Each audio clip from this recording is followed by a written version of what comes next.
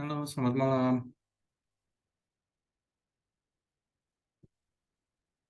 Halo Mbak, Mbak, Suara saya jelas nggak ya?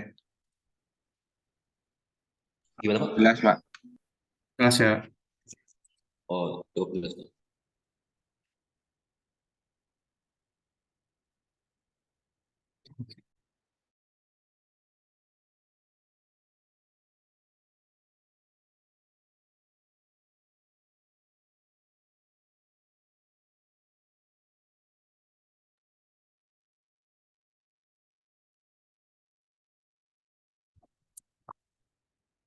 Oke, kita mulai aja kali ya. Oke, Oke. Pak. Oke. Assalamualaikum warahmatullahi wabarakatuh. Selamat malam semuanya. Malam ini kita akan presentasi ya, presentasi untuk sekaligus nilai untuk UASnya. Gitu.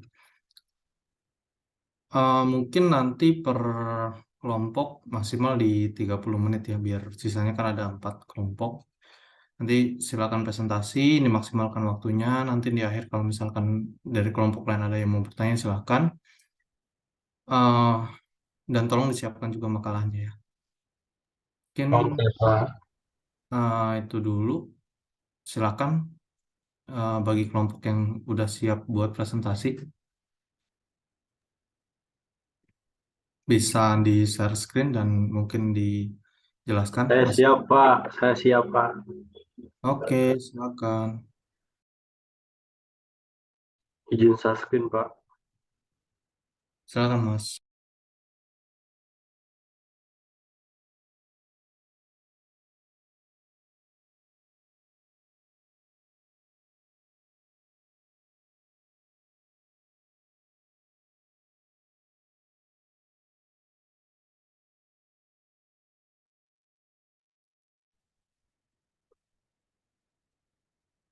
Tes, tes. Bagista udah siap, Bagista.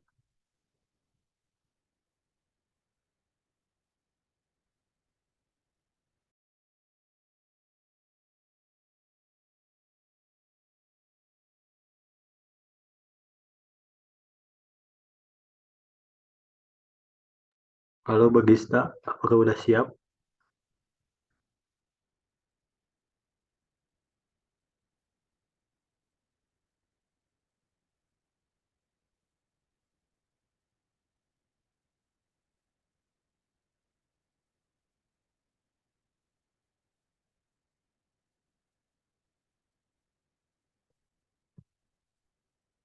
Mas Fikri, apakah sudah hadir, Mas Fikri?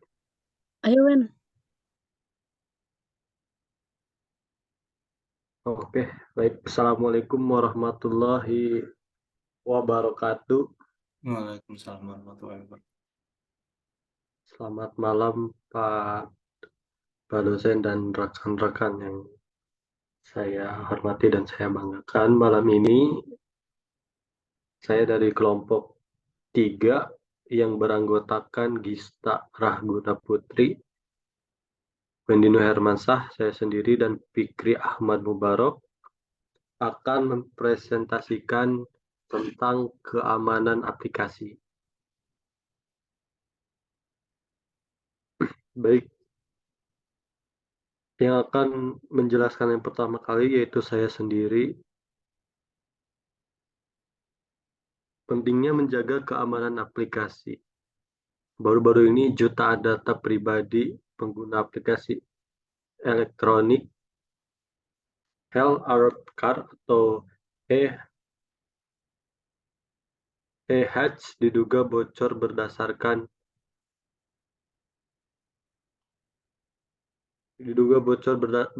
laporan VPN Mentor. Aplikasi ini merupakan program besutan Kementerian Kesehatan atau Kemenkes RI untuk mengatasi penyebaran virus COVID-19 selama pandemi. Laporan VPN Mentor tersebut menambah daftar kasus kebocoran data yang pernah terjadi di Indonesia. Data pribadi yang bocor tersebut dapat berupa nama akun, alamat email, tanggal lahir, nomor telepon, dan beberapa data pribadi lainnya yang disimpan dalam sebuah file database. Oknum yang tidak bertanggung jawab biasanya akan menjual data tersebut kepada perusahaan-perusahaan tertentu untuk kepentingan komersial maupun lainnya. Bahkan pada kasus yang parah, data pribadi bisa disalahgunakan untuk pertasan dan penipuan sehingga sangat merugikan. Sayangnya penyalahgunaan data pribadi masih belum diundang-undangkan, sehingga tindakan kriminal ini belum jelas bagaimana proses hukumnya. Rancangan Undang-Undang Perlindungan Data Pribadi atau PDP sebenarnya telah ditandatangani oleh Presiden Jokowi pada 24 Januari 2020 lalu, namun hingga kini pengesahannya tak kunjung terrealisasi. Definisi keamanan aplikasi. Keamanan aplikasi adalah proses melindungi aplikasi Anda dari kerentanan keamanan di seluruh tahap pengembangan aplikasi dengan bantuan perangkat lunak, perangkat kelas, dan protokol. Menjaga keamanan aplikasi merupakan keharusan bagi perusahaan Anda.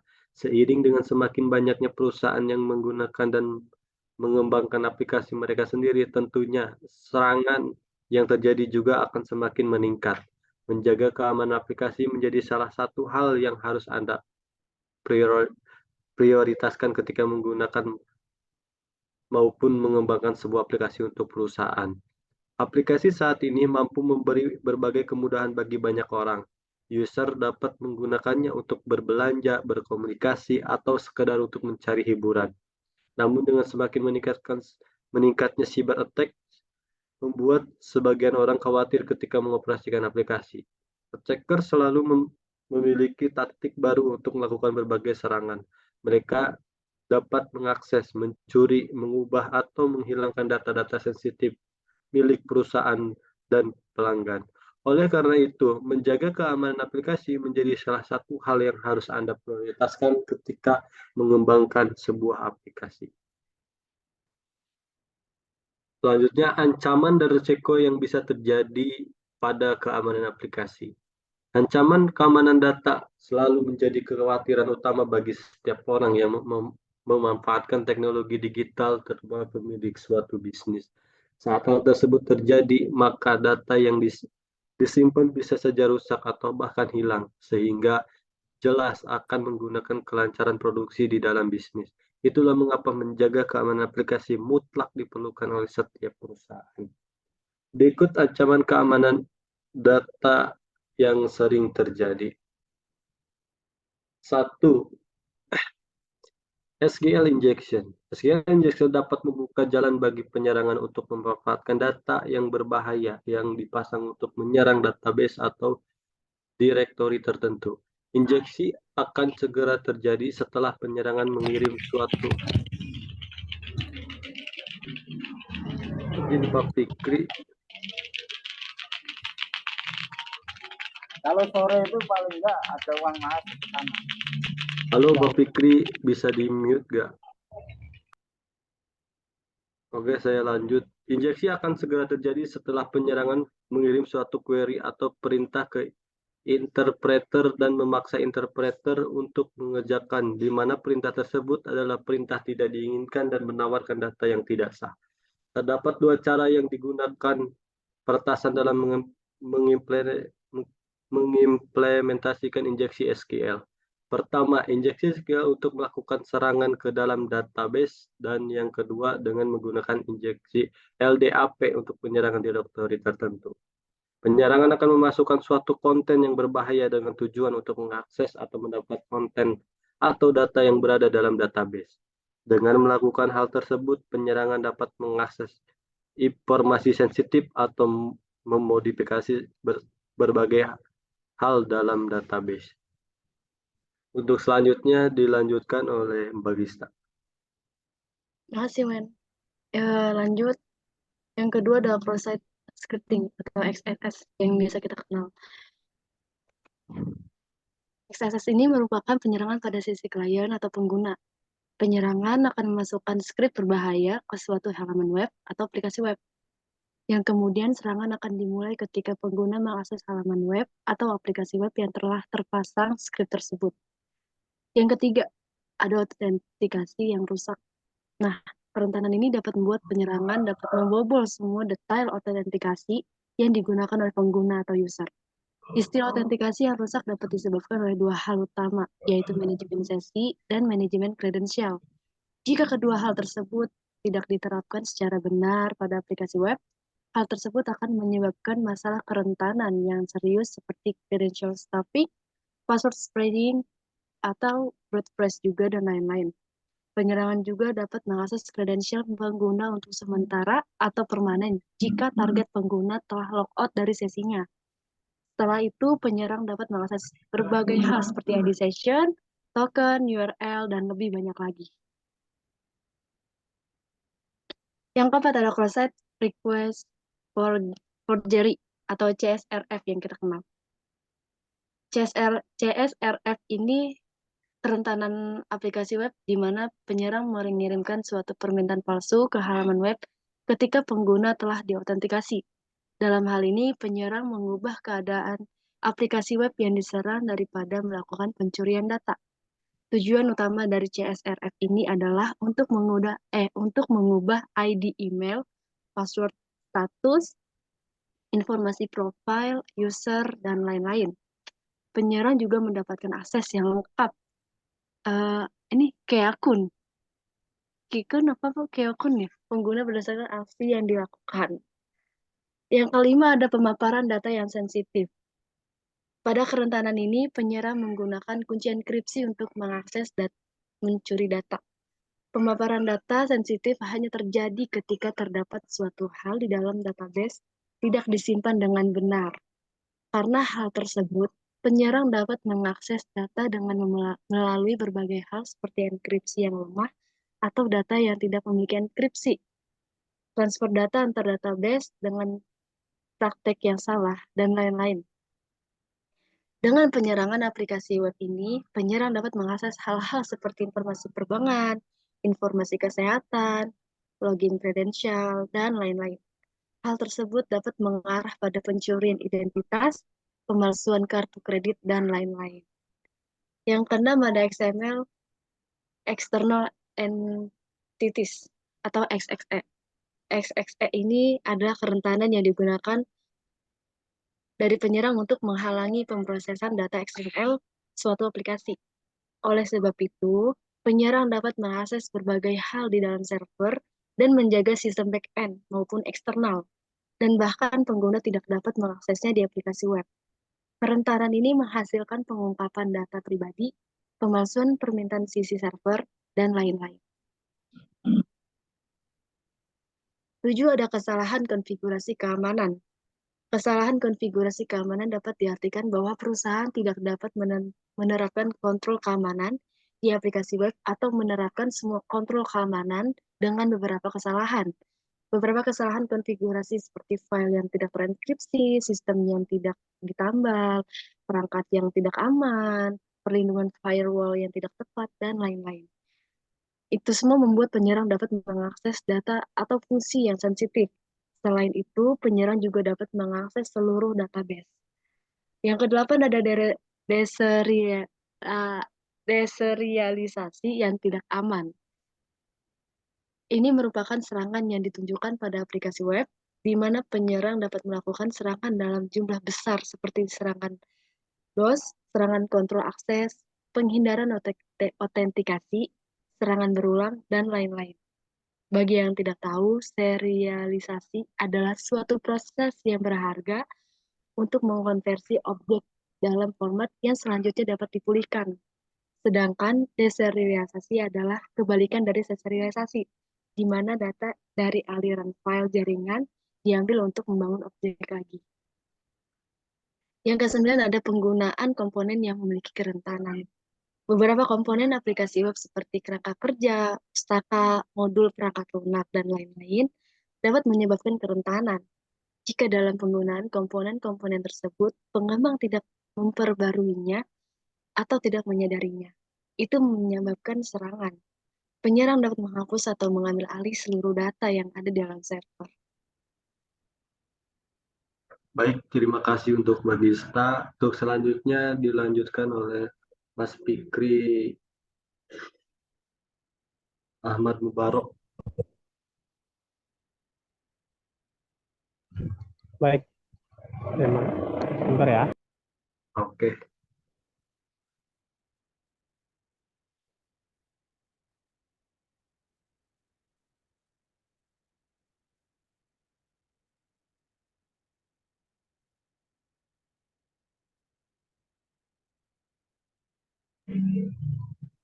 Baik, untuk ke-10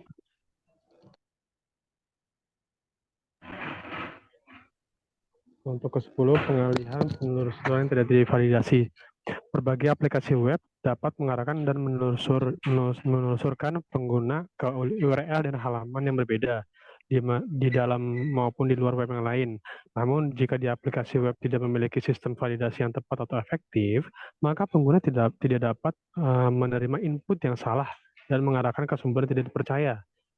Untuk yang 11, pencatatan dan pemantauan tidak memadai. Ketika pengguna lupa untuk keluar dari peristiwa penting terkait keamanan dan peristiwa tersebut tidak terpantau, karena kerentakan semacam ini terjadi bisa kapanpun. Penyerangan memanfaatkan hal tersebut untuk mengambil sejumlah besar data yang menghancurkannya.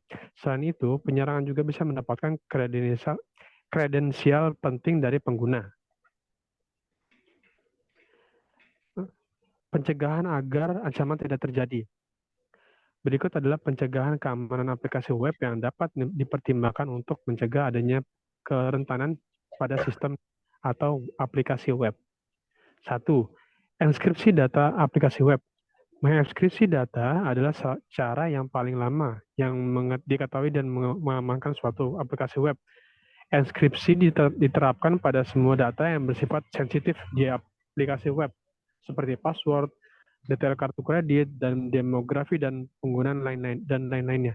Enskripsi juga diterapkan pada semua data, baik yang sedang dikirim pada saat transaksi data maupun saat data itu dalam kondisi diam, sehingga data hanya dapat diakses oleh pengguna yang memiliki izin yang tepat. Selain enskripsi data, perusahaan harus memastikan untuk selalu memperbaharui sertifikat SSL yang dengan versi yang paling baru atau terakhir, serta aplikasi web yang digunakan harus menerapkan minimal keamanan HTTPS. Untuk autentikasi pada aplikasi web harus dipastikan minimal telah menerapkan algoritma hashing agar perlindungan data di aplikasi web lebih efisien. Kedua, memantau aset aplikasi web. Sangatlah penting untuk memantau dan mengetahui semua komponen yang digunakan di dalam maupun pendukungnya dalam jalannya aplikasi web. Untuk melindungi aplikasi web, perusahaan harus memiliki detail dari semua layanan aplikasi web yang digunakan dan detail dari server yang berisi tentang aplikasi web dan komponen pendukung yang tersimpan di dalam server tersebut. Hal tersebut akan membantu untuk mengetahui aset mana yang digunakan untuk mendukung jalannya aplikasi web, serta menghemat banyak waktu dan jangka panjang. Ketiga, penilaian ancaman. Penilaian ancaman merupakan poin penting yang dalam pengecekan keamanan aplikasi web. Hal tersebut bertujuan untuk mengidentifikasikan potensi ancaman yang dapat mengancam keamanan aplikasi web tersebut. Berikut adalah tahapan yang dapat digunakan untuk mengidentifikasikan ancaman tersebut. 1. Mengidentifikasi segala alur yang membuat penyerangan dapat merentas sistem atau aplikasi web. Kedua, mengidentifikasikan data dan membuat daftar tindakan pencegahan terhadap serangan keamanan. Ketiga, memasang suatu alat untuk mendukung perlindungan aplikasi web dari ancaman serangan. Melakukan penilaian secara menyeluruh dapat membantu perusahaan dalam mengintegrasikan langkah-langkah keamanan terbaik yang dapat diterapkan dalam aplikasi web perusahaan tersebut. Namun, jika tidak ada dukungan internal atau dukungan dari sistem manajemen dan dukungan eksternal atau penerapan alat tambahan seperti penyediaan layanan, keamanan TI, dan sebagainya, maka keamanan informasi pada perusahaan tidak akan terjamin. Keempat, hindari kesalahan konfigurasi keamanan. proses pengembangan dan penyebaran secara terstruktur dapat membantu mengintegrasikan berbagai hal yang dalam aplikasi web secara efisien. Selain itu, perusahaan dapat menguji aplikasi web yang telah dibangun sebelum diterapkan pada proses bisnis perusahaan, serta mencegah berbagai kerentanan yang dimiliki aplikasi web. Terima kasih untuk Mas Fikri. Untuk selanjutnya di akhir materi akan dilanjutkan dengan saya sendiri, yaitu kesimpulan dan saran. 1. Kesimpulan. Menjaga keamanan aplikasi menjadi salah satu hal yang harus Anda prioritaskan ketika menggunakan maupun mengembangkan sebuah aplikasi untuk perusahaan. Saat hal tersebut terjadi, maka data yang disimpan bisa saja rusak atau bahkan hilang, sehingga jelas akan mengganggu kelancaran produksi di dalam bisnis. Pada kerentanan ini, penyerang menggunakan kunci enkripsi untuk mengakses dan mencuri data. Pemaparan data sensitif hanya terjadi ketika terdapat suatu hal di dalam database tidak disimpan dengan benar. 2. Untuk sarannya, berdasarkan apa yang telah dijelaskan di atas bahwa ancaman keamanan data selalu menjadi kekhawatiran utama bagi setiap orang yang memanfaatkan teknologi digital, terutama pemilik suatu bisnis. Maka dari itu, jangan lupa untuk menerapkannya agar kerahasiaan informasimu tetap terjaga. Terima kasih, Pak dosen dan rekan-rekan. Segini penjelasan dari kelompok 3, kami Gista, Wendy, dan Mas Fikri. Mohon maaf bila kekurangan materinya sangat banyak. Bila ada pertanyaan atau ingin diskusi, boleh. Silahkan. Saya boleh nambahin yang di Gimana, Mas? nambahin yang di saran. Boleh. Silahkan, Mas Fikri.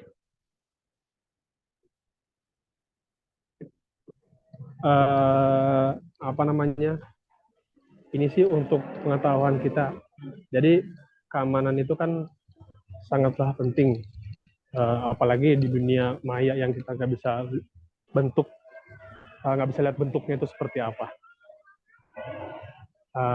Karena contoh yang biasa kita gunakan, contoh seperti Google.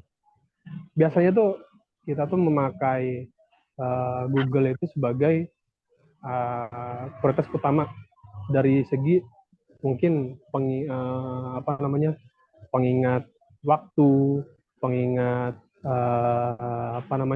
pengingat timeline atau mau pengingat password. Nah, kebetulan kemarin itu sempat teman itu mempunyai case dia itu kena hack. Jadi kena hack itu karena beliau itu menyimpan beberapa banyak situs atau akun-akun di Google. Karena kan Google itu kan kalau kita mengakses Google itu kalau kita mau login Facebook, kita simpan karena biar memudahkan kita. Terus kita ke login Twitter atau login yang lain, akun-akun lain. Nah, itu sangat berpotensi dalam pencurian data ketika hacker itu bisa menembus email kita itu.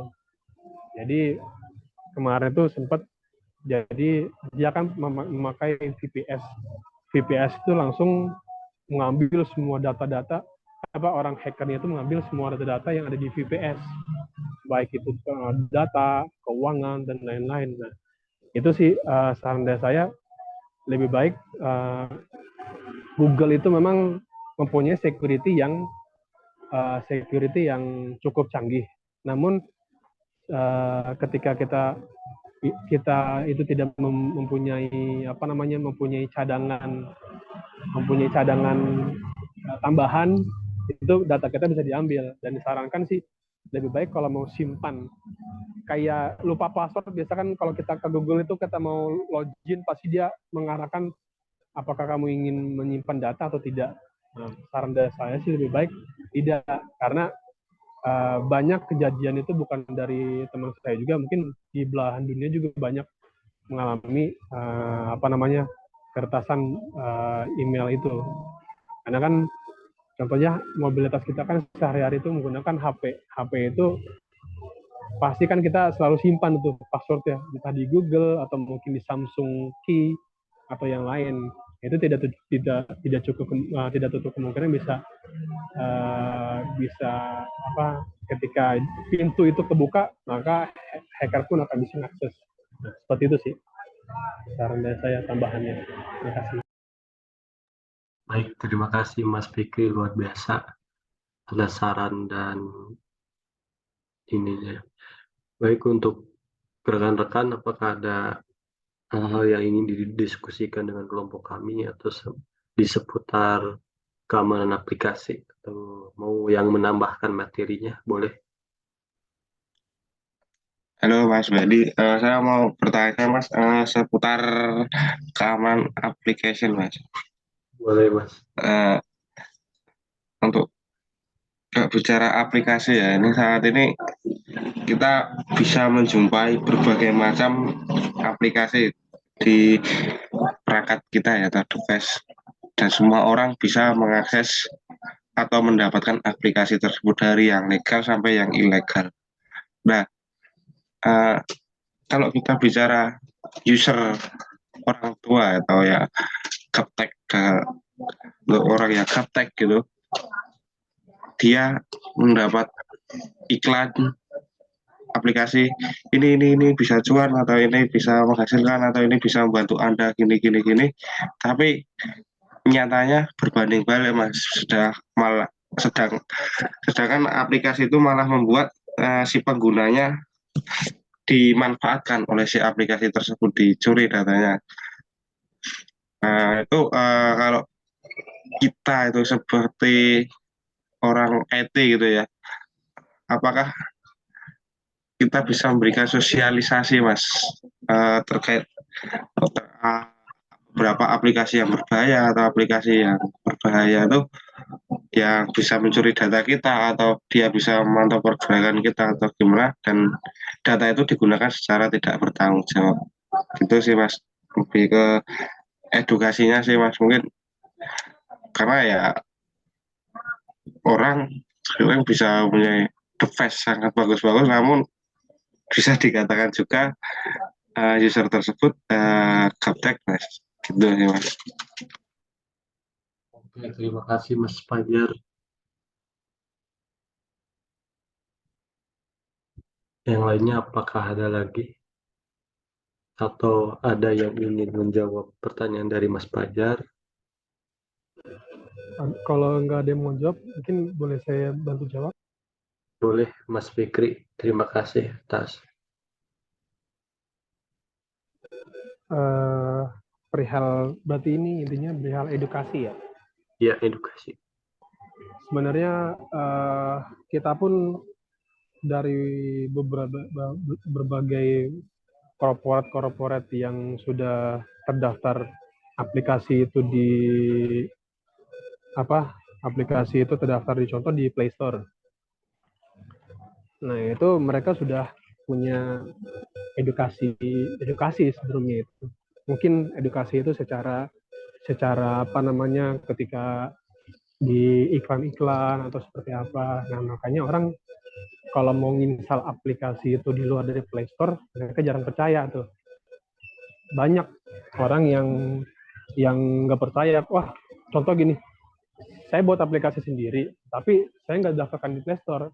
Walaupun itu aplikasi sendiri, kita share itu ke hadap orang baru, itu pasti orang baru itu memang kalau memang belum tahu, udah tahu, dia pasti nggak akan nolak.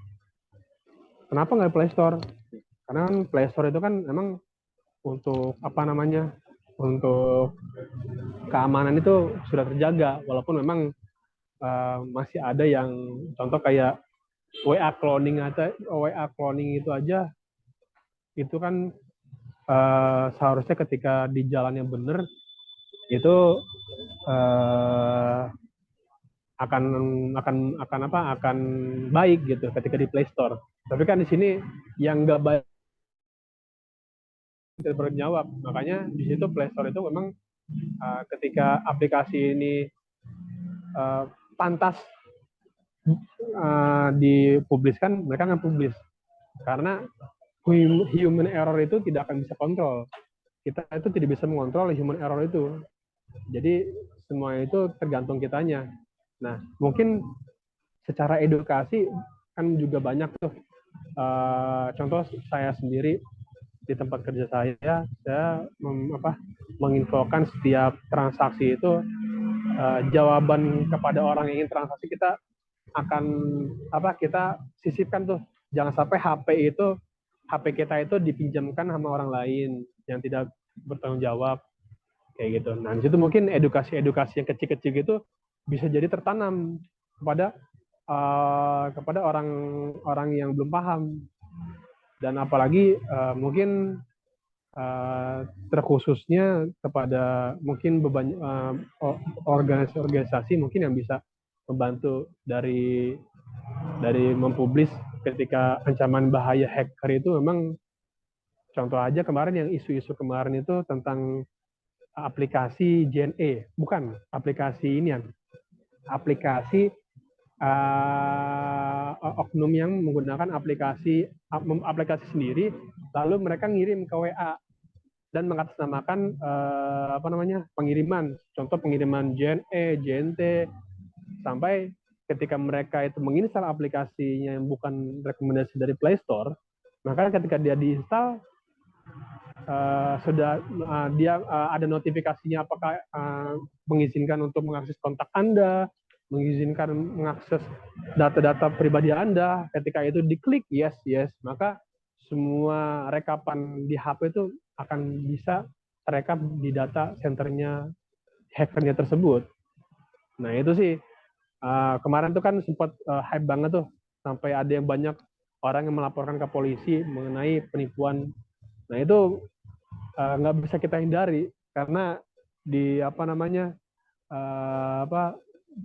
semacam WA aja kita penipu itu ngeblas. Dulu kan penipuan itu nggak ada yang via WA, via telepon atau nggak via SMS. Kalau via telepon kayak anaknya itu kecelakaan, terus mohon hati-hati, mohon transfer ke rekening ini, itu kan.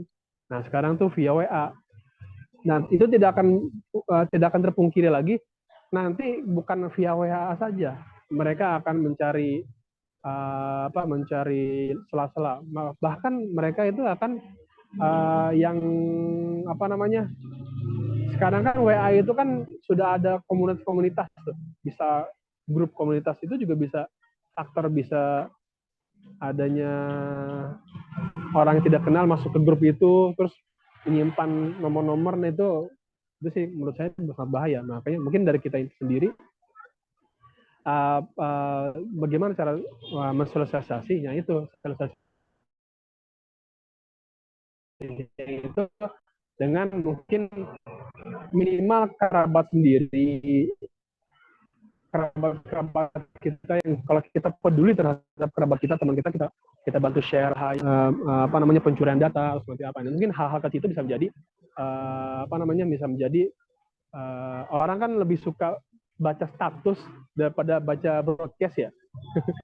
Mungkin itu sih, mungkin dari sisi kita menginformasikan mungkin dari sosmed, mungkin dengan gambar-gambar bahaya ini, mungkin itu yang bisa kita bisa share terhadap mungkin kerabat-kerabat kita terlebih dahulu. Karena kan nggak mungkin kita bisa nge-share itu langsung publik nasional, karena kan itu butuh banyak cost kayak organisasi atau mungkin iklan Google Ads, mungkin kan itu kan mungkin mengeluarkan biaya tapi kita nggak dapat effortnya itu kita ngeluarin duit tapi kita nggak dapat untungnya. Jadi kan lebih baik mungkin ya kita gratis-gratisnya aja, mungkin dengan kita nge-share di sosial media, di WA, di Facebook, di Twitter, di Instagram, dengan bahayanya pencurian data.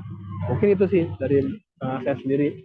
Mungkin ada mungkin ada yang lain mau coba menambahkan. Oke, saya tambahkan sedikit ya. Benar kata Mas Fikri sih, kalau misalkan case-nya kayak gitu, itu agak susah juga karena ya susah juga ngendaliin perilaku dari user atau dari human. Nah, itu ya paling mau nggak mau ya disosialisasi terus. Dan kalau misalkan dari sisi IT-nya ya bisa aja buat filtering gitu. Kalau mungkin di email kan sering banget tuh ada phishing. Nah, kalau misalkan di email ya dipasang gitu filtering untuk spam ya. Nah, mungkin itu minimal mengurangi kecerobohan dari usernya. Itu sih. Oke, terima kasih. Eh, kelompok 3 ya, Mas Wendy, Mas Fikri, Mbak Gista. Baik, Pak. Mungkin saya tutup dulu ya, Pak. Baik, silakan. Terima kasih rekan-rekan dan Pak dosen atas waktunya karena mungkin waktu kita terbatas hanya 30 menit. Dan terima kasih tadi Mas Fajar sudah bertanya dan Mas Vicky sudah menjawab juga. Dan mungkin sekian dari kelompok 3, Gista, Windy, dan Fikri. Terima kasih. Wassalamualaikum warahmatullahi wabarakatuh. Waalaikumsalam warahmatullahi Waalaikumsalam warahmatullahi wabarakatuh. Mas Wendy, makalahnya berarti udah selesai. Udah kok, Pak. Ya, Pak. Bisa di-share sebentar nggak? Boleh, Pak. Boleh Ini saya aman Mbak kan Gista. kelompoknya? Gimana, Pak? Kelompoknya aman kan? Maksudnya ya semuanya juga kerjasama. Aman, Pak. Aman kok, Pak. Kerjasama. Aman.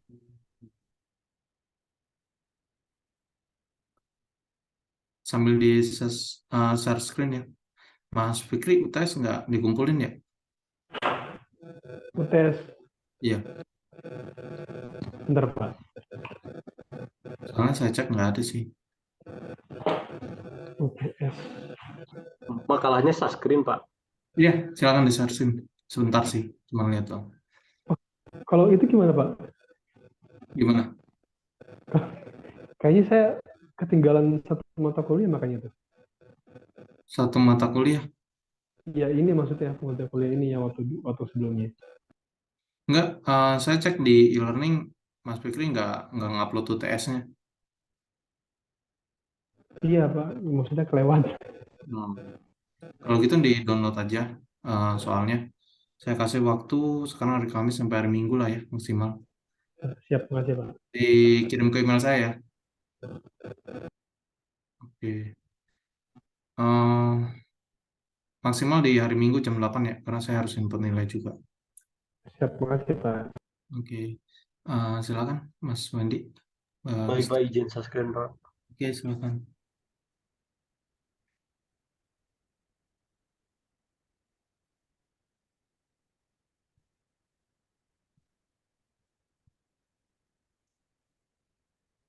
Ini, Pak. Oke. Bisa ke bawah sebentar. Yang page 3.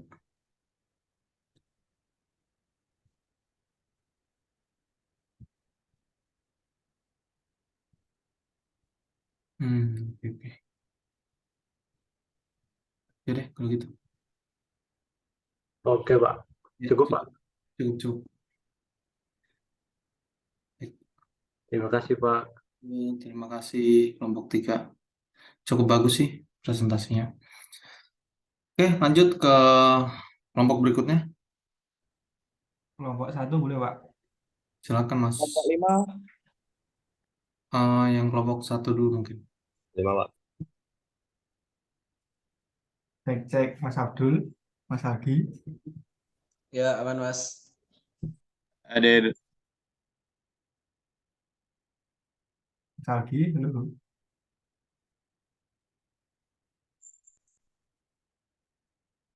Nat. Ya, halo. Sudah siap? Oke, siap. Maaf tadi ke mute. Oke. Izin share screen ya, Pak. Silakan Mas. Kayaknya kalau tiap kuliah lengkap kayak gini seru juga ya. Lengkapnya di tes sama UAS nih. Sebenarnya lengkap, Pak, cuman kurang aktif. Ya sih itu masalahnya. Harus presentasi terus, Pak. Harus terus. Ya, oke, silakan. Ya, Assalamualaikum warahmatullahi wabarakatuh. Waalaikumsalam. Waalaikumsalam. Kami dari kelompok 1 akan mempresentasikan tugas kami OS Security. Kelompok 1 ada saya sendiri, Tak Nugraha, Mas Abdul, dan Mas Algi. Siapa satunya lagi? Mas Algi, Rifki Algi. Oh, oke. Untuk awalan bisa dibantu dengan Mas Algi dulu. Oke, baik Mas, terima kasih. Ini, oh, Mas, coba ke slide sebelumnya deh Mas. Ini apa tadi? Saya lupa. Oh, OS Security. Ya, OS Security. Oke, OS Security, lanjut Mas. OS Security istilah keamanan sistem operasi mengacu pada praktik dan tindakan yang dapat memastikan confidentiality, integrity, dan availability atau singkatannya CIA sistem operasi. Tujuan keamanan OS adalah untuk melindungi OS dari berbagai ancaman, termasuk perangkat lunak berbahaya seperti worm, trojan, dan virus lainnya. Keamanan OS biasanya melibatkan penerapan teknik kontrol yang dapat melindungi aset Anda dari modifikasi dan penghapusan atau pencurian yang tidak sah. Teknik yang paling umum digunakan untuk melindungi sistem operasi yaitu menggunakan antivirus, pembaruan sistem operasi, terus menggunakan firewall untuk memantau lalu lintas jaringan, dan penegakan akses aman melalui hak akses. Selanjutnya, malware. Malware adalah perangkat lunak berbahaya yang mencakup berbagai vektor serangan seperti virus, worm, trojan, dan rootkit.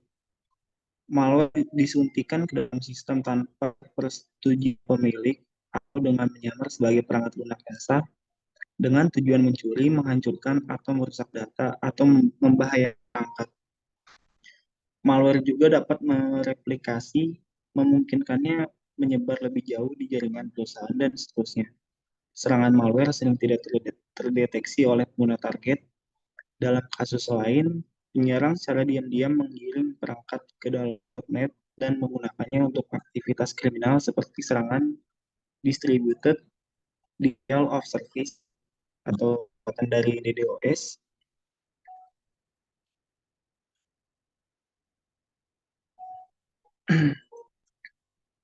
Nah, ini gambaran daripada si korban yang dikumpulkan di botnet dan kemudian mengirim trafik secara berlebihan ke perangkat korban. Kurang lebih seperti itu.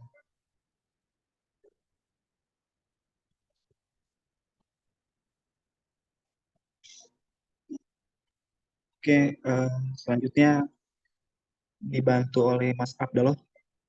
Mas Abdallah, silakan. Ya, siap Mas.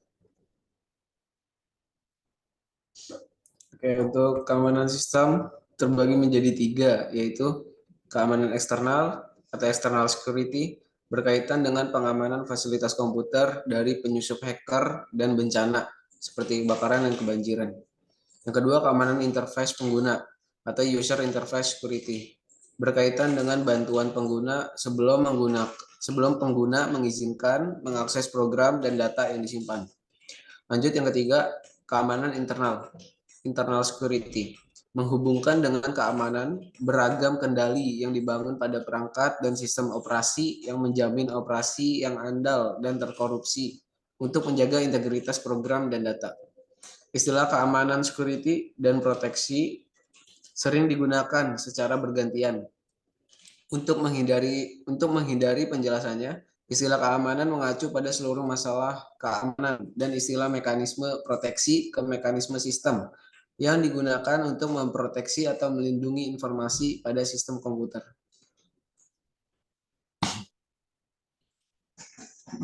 Lanjut, perancangan sistem yang aman. Lapisan keamanan. Yang pertama, lapisan fisik. A. Membatasi akses fisik ke mesin. Ada poin-poinnya yaitu akses masuk ke ruang komputer, penguncian komputer secara hardware, keamanan BIOS, dan bootloader. Yang B, backup data. Pemilihan piranti backup, penjadwalan backup, dan lanjut yang C, mendeteksi gangguan fisik, log file. Log pendek atau tidak lengkap, log yang berisikan waktu yang aneh, log dengan permission atau kepemilikan yang tidak tepat, catatan layanan reboot atau restart, log yang hilang, masukkan SU atau login dari tempat yang janggal. Lanjut, dan D, mengontrol akses sumber daya. 2. Keamanan lokal. A, berkaitan dengan user dan hak-haknya. Poin-poinnya yaitu beri mereka fasilitas minimal yang diperlukan, kemudian hati-hati terhadap saat atau dari mana mereka login atau tempat seharusnya mereka login. Lanjut, pastikan dan hapus rekening mereka ketika mereka tidak lagi membutuhkan akses. 3. Keamanan root. Ketika melakukan perintah yang kompleks, cobalah dalam cara yang tidak merusak dulu, terutama perintah yang menggunakan globbing. Contohnya, Anda ingin melakukan rmfoo.bug, pertama coba dulu lsfoo.bug dan pastikan Anda tidak menghapus file-file yang Anda pikirkan. Kemudian beberapa orang merasa terbantu ketika melakukan touch min-i pada sistem mereka. Hal ini akan membuat perintah-perintah seperti rm-fr menanyakan apakah Anda benar-benar ingin menghapus seluruh file. Shell Anda menguraikan min-i dulu dan memberlakukannya sebagai option min-i ke rm. Jalur perintah untuk pemakai root sangat penting. Jalur perintah atau variabel lingkungan path mendefinisikan lokal yang dicari shell untuk program. Cobalah dan batasi jalur perintah bagi pemakai root sedapat mungkin dan jangan pernah menggunakan dot atau titik yang berarti direktori saat ini dalam pernyataan path Anda. Sebagai tambahan, jangan pernah menaruhkan direktori yang dapat ditulis pada jalur pencarian Anda. Karena hal ini memungkinkan penyerang memodifikasi atau menaruh file binary dalam jalur pencarian Anda yang memungkinkan mereka menjadi root ketika Anda menjalankan perintah tersebut. Oke, untuk selanjutnya akan saya lanjutkan sendiri. Untuk selanjutnya, jangan pernah menggunakan seperangkat utilitas relogin atau RSH atau RxX itu sebagai root. Jadi jangan menggunakan seperangkat itu ya. Mereka menjadi sasaran banyak serangan dan sangat berbahaya bila dijalankan sebagai root. Jangan membuat file .rshost untuk root, itu jangan. Yang selanjutnya, file atau etc security berisikan daftar terminal-terminal tanpa root dapat login. Secara baku, pada Red Hat Linux di set hanya pada konsol virtual lokal atau VTI. Jadi berhati-hatilah saat menambahkan yang lain ke file ini. Anda seharusnya login dari jarak jauh sebagai pemakai biasa dan kemudian tanda petik suit jika Anda butuh, mudah-mudahan melalui SSH atau saluran terenkripsi lainnya. Sehingga tidak perlu untuk login secara langsung sebagai root. Untuk selanjutnya, selalu perlahan dan berhati-hati ketika menjadi root. Jadi di sini tindakan Anda dapat mempengaruhi banyak hal ya. Pikir sebelum Anda mengetik atau mengonsol. Yang keempat, keamanan file dan sistem file. Yang pertama itu directory home, user tidak boleh mengakses perintah mengubah sistem seperti partisi, perubahan device lain, dan macam-macam lainnya. Yang kedua, akunkan setting limit system file sebagai jaga-jaga. Yang ketiga, atur akses dan permission file, read, will, execute, sama untuk user-user maupun grup.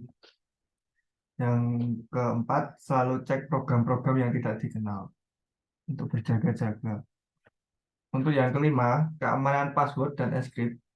Itu yang pertama, hati-hati terhadap bruto force attack dengan membuat password yang baik. Kalau bisa sih ganti-ganti.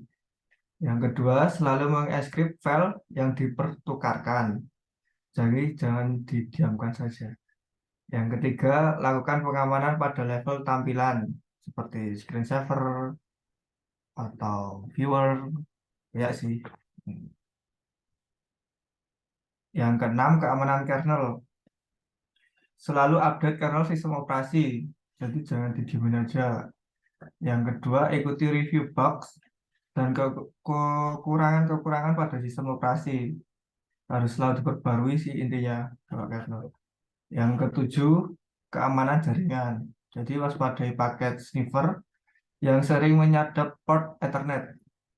Lakukan prosedur untuk mengecek integritas data, verifikasi informasi DNS, lindungi network file system, dan yang paling sering gunakan firewall untuk barrier antara jaringan privat dengan jaringan eksternal. Oke, untuk kelompok 1 presentasinya seperti itu. Jika ada pertanyaan atau ada diskusi, kami persilahkan. Mas Atta mau tanya, Mas, Nggak boleh, boleh. terkait untuk penanganan brute force yang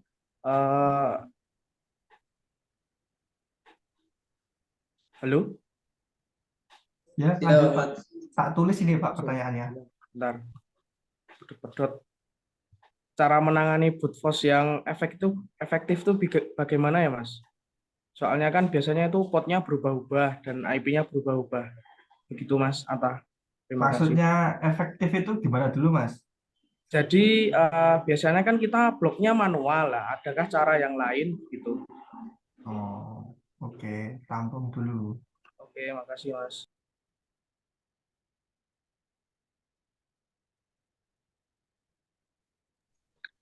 Selamat malam Bapak Desa. Mas Fajar tadi sudah bertanya sepertinya. Oh saya ini kena blokir ya, udah. Ya udah. Ya udah Mas, nggak apa. Makasih. Boleh. Ini Mas, saya mau tanya Mas. Nah, OS itu kan sering ya sudah berkolaborasi dengan sebuah perangkat lunak ya, itu kan. Nah itu dan di OS sendiri itu kita bisa memasang sebuah antivirus untuk keamanan sendiri ya. Itu apakah dari sekian banyaknya perangkat lunak yang ada di OS kita atau yang ada di laptop gitu ya, dan dengan menggunakan sebuah satu antivirus Madaf atau Avast gitu, apakah antivirus itu juga efektif nggak sih Mas, gitu aja sih Mas yang saya tanyakan, karena saya sendiri juga kurang aware itu Mas sama software aplikasi antivirus gitu sih Mas. Terima kasih. Ya, terima kasih. Ada lagi? BTW kelompok saya kok banyak yang bertanya ya Pak? Biasa, masih semangat. Kalau kemarin kelompok saya tak absen, nggak ada yang tanya. Setiap saya presentasi kok banyak yang tanya ya? Dosa Presentasimu apa ya? menarik Mas. Kayaknya banyak yang nggak seneng sama Sata. Udah, ini cuma 2 pertanyaannya. Saya boleh tanya? Oh boleh Mas, boleh. Maaf ya agak berisik ya. Apa namanya? OS itu kan contoh kalau yang bisa portable berarti kan OS itu ya. Kayak Linux itu kan bisa portable. Ya, betul.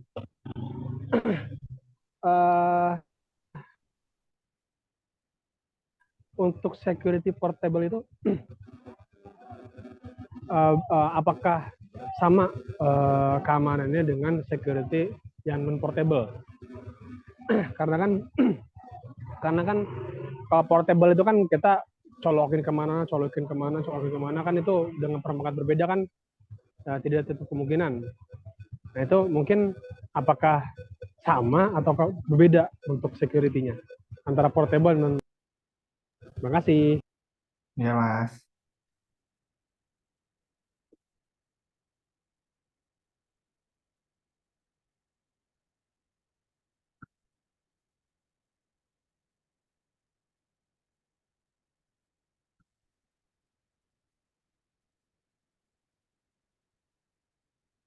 Oke, untuk kita tampung dulu 3 pertanyaan ya.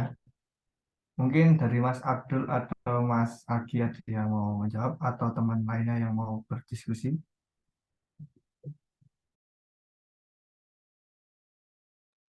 Atau masih nyari jawabannya. Kalau saya boleh jawab, Boleh, Mas, boleh. Boleh, Bebas. silakan. bantu Itu kayak jawab. pertanyaannya Mas Vicky jawab sendiri aja deh, Mas. Iya, bebas Enggak, boleh. saya ngejawab yang kalau nggak salah Mas Fajar ya. Oh, yang paling mudah. Siap, Iya. Mas. Siap, Mas. Oh, tapi kalau misalkan ada yang lain nggak apa-apa sih. Nggak apa-apa, Mas. Lanjut aja, Mas. Jawab kayak saja. Oh, dosennya berdua seneng nih. cocok kok. Kalian berdua cocok kok, Mas. Saling jawab dari tadi. Kita kalau membicarakan tentang antivirus, tidak tentu kemungkinan antivirus itu adalah virus. Contoh, kita antivirus Madaf, terus antivirus Avast. Tidak tentu kemungkinan mereka itu saling mendata sendiri, mendata juga. Ini Madaf ini virus atau bukan nih? Tidak tentu kemungkinan aplikasinya itu bakal mendukung sama antivirus. Kalau saran dari saya, lebih baik langkah pertama lebih baik kalau menggunakan Windows yang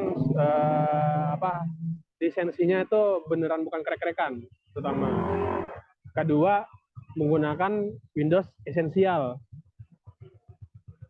Karena Windows esensial tuh lebih banyak digunakan di office yang di komputer office yang nggak neko-neko gitu. Lebih baik sih mungkin itu sih singkat sih jawabannya.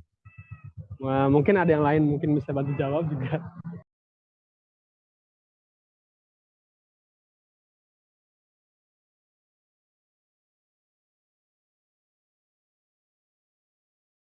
Ya, Mas.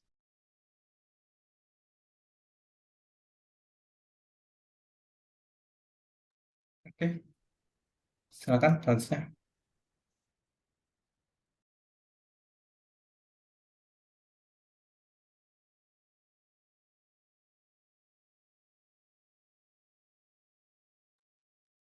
Dulu teman-teman, apa harus saya yang jawab ini?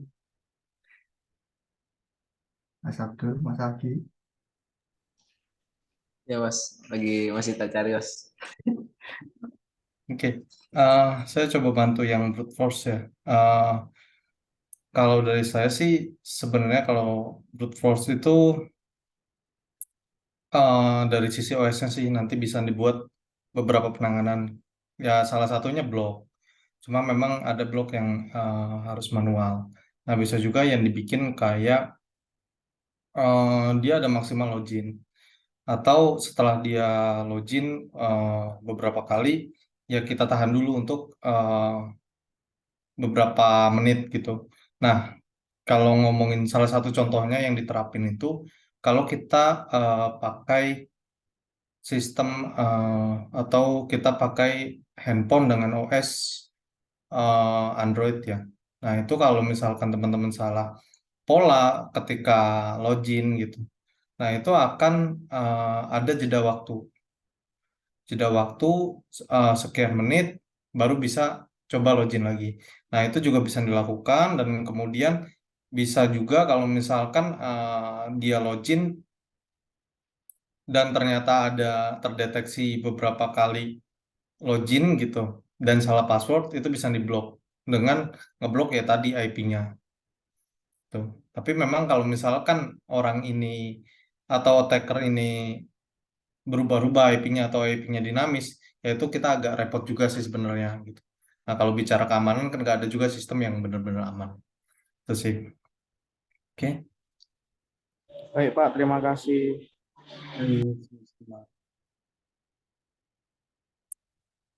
Ya, cukup. Tahu ada lagi?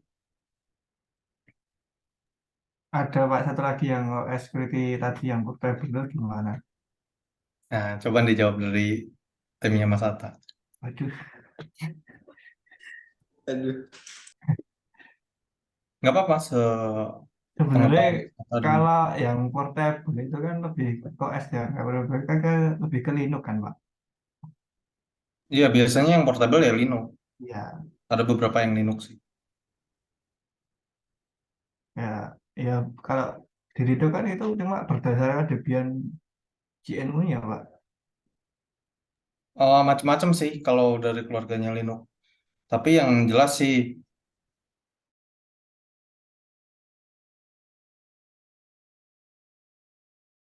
dan emang sebenarnya secara security lebih bagus sih Linux kalau kita benar-benar bisa manfaatin dan tahu gitu. Seharusnya antara portable dengan yang OS yang diinstal gitu, yang non portable itu secara security-nya sama. Cuma memang kemudahan untuk pengaksesan aja gitu. Dan kalaupun ada orang yang coba tag dari sisi OS yang portable buat apa juga gitu. Biasanya kan portable juga dipakai hanya untuk hal-hal tertentu yang memang data itu nggak disimpan di situ dan mungkin hanya untuk mengakses komputer yang memang udah lama juga nggak dipakai atau ada keperluan tertentu yang memang membutuhkan OS tersebut gitu. Tapi jarang sih ada yang menggunakan OS portable untuk kesehariannya. Jadi attacker pun mungkin ya apa keuntungannya kalau misalkan dia attack dari sisi OS yang portable. Tapi kemungkinan ada attack ya pasti ada. Terus sih. Mungkin dari timnya kelompoknya Mas Hatta mau nambahkan silakan. Ya, cuma itu sih Pak yang saya sering dengar. Lebih ke Linux-nya sih Pak, pakai itu. Oke. Yang Soalnya lain kan tadi pertanyaannya cuma efektif apa enggak kan gitu loh.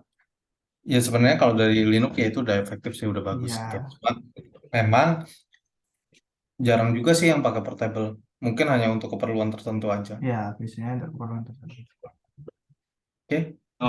Iya, soalnya aplikasinya juga krek-krekan juga sih. Saya pakai yang antivirus ya sama aja. Nih. Oke deh, kalau gitu ada lagi. Kalau nggak ada mungkin bisa ditutup Mas Atta untuk kelompoknya. Untuk dari kelompok satu, ucapan terima kasih untuk waktunya atas presentasinya dan pertanyaan-pertanyaan diskusi dari teman-teman. Kami tutup dan semoga kelompok selanjutnya lebih baik. Terima kasih. Terima kasih kelompoknya Mas Atta ya.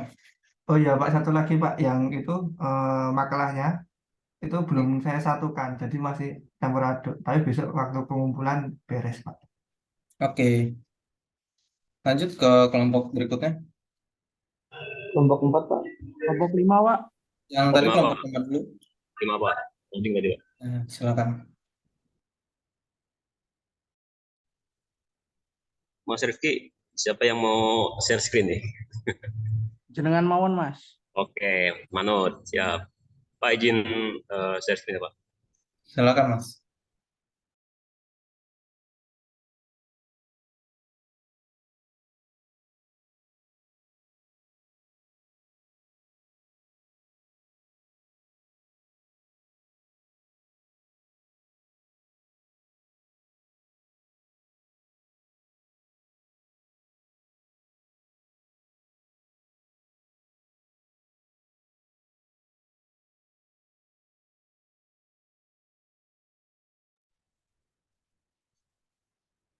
Sudah tampil, Pak? Sudah.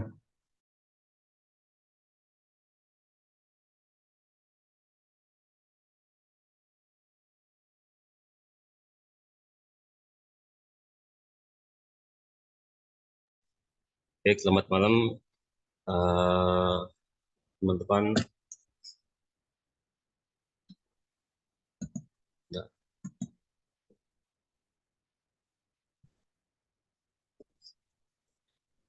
Oke. Perkenalkan, kami dari kelompok 5. Untuk materi yang akan kami bawakan pada malam ini yaitu physical security. Adapun anggota beranggotakan yang pertama Mas Ridwan Prasetya, Rifki Setiawan, dan saya sendiri Reza Arifin, dan Mas Singgih Prasetyo.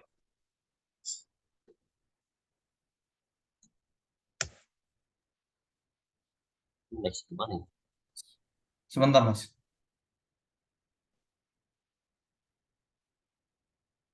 Ya, Pak. Beliau, Pak. Ini kelompoknya siapa aja, Mas Ridwan? Mas Ridwan, Mas Rifki, Reza, dan Mas Singgih, Pak. Rifki Setiawan, Reza, Mas Singgih ya.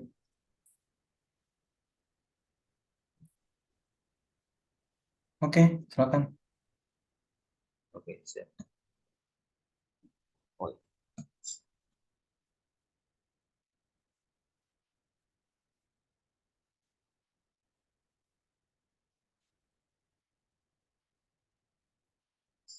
Baik.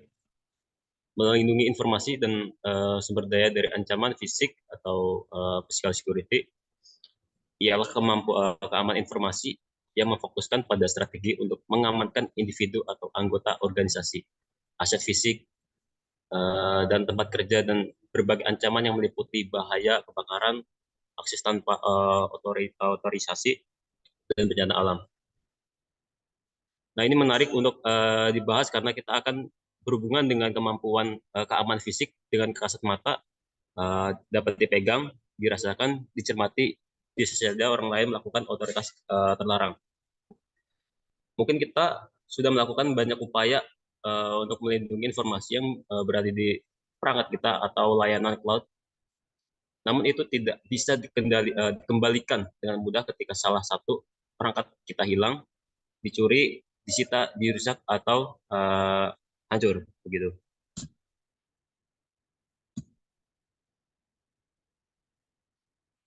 Nah, adapun untuk menangani ancaman fisik yang perlu kita lakukan, yang pertama adalah menilai risiko, membuat kebijakan keamanan fisik, melindungi informasi dari penyusup fisik, perangkat lunak, dan pengaturan terkait keamanan fisik, mengelola lingkungan sehat untuk perangkat Anda. Yang pertama, menilai risiko. Banyak organisasi dan individu meremehkan penting upaya menjaga keamanan fisik kantor dan peralatan mereka dalam keadaan aman. Bahkan mereka berusaha melindungi perangkat keras seperti komputer dan membuat cadangan penyimpanan dari pencurian, cuaca buruk, bencana alam, kebakaran, atau ancaman fisik yang sering kali membuat kebijakan keamanan tertulis. Membuat kebijakan semacam itu mungkin membutuhkan masukan dari beberapa orang, berada mengelolanya bisa menghabiskan waktu. Seperti contohnya, banyak organisasi memiliki kunci bagus untuk pintu kantornya, tapi kurang memperbarui informasi perihal berapa banyak kunci mereka buat dan bagaimana bagikan kepada siapa saja. Perlu diingat bahwa dalam semua program security, yang pertama adalah physical security secara keseluruhan yang membutuhkan perhatian atau detail fasilitas yang bersangkutan, dan ini cukup luas.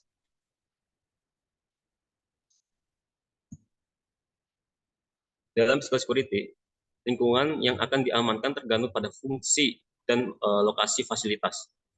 Beda antara fasilitas yang terdiri dari perangkat sendiri yang berada dalam suatu gedung. Dan ini akan menentukan cara pencegahan masuk penyusup. Untuk itu perlu dibuat penghalang barrier baru dapat dialami Dapat alamnya seperti jurang, parit, sungai, hutan, atau halangan buatan manusia atau struktural. Dinding, pagar, memblokiran jalan, dan lain-lain.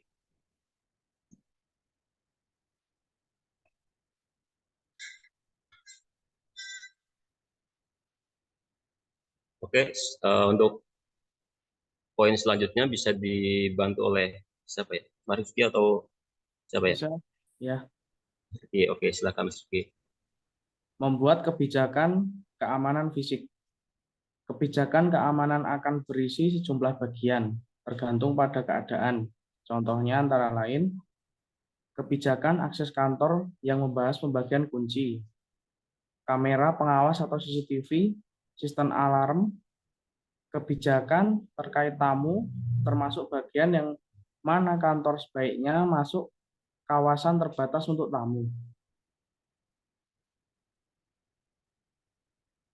Selanjutnya, bagian daftar persediaan alat-alat, termasuk nomor seri dan penjelasan fisik. Kebijakan untuk menghancurkan sampah yang mengandung informasi sensitif dengan aman. Kebijakan bagaimana menghilangkan informasi dari perangkat yang tidak lagi digunakan. Kebijakan bagaimana menggunakan perangkat personal untuk bekerja, dan informasi tentang akses terhadap bantuan hukum.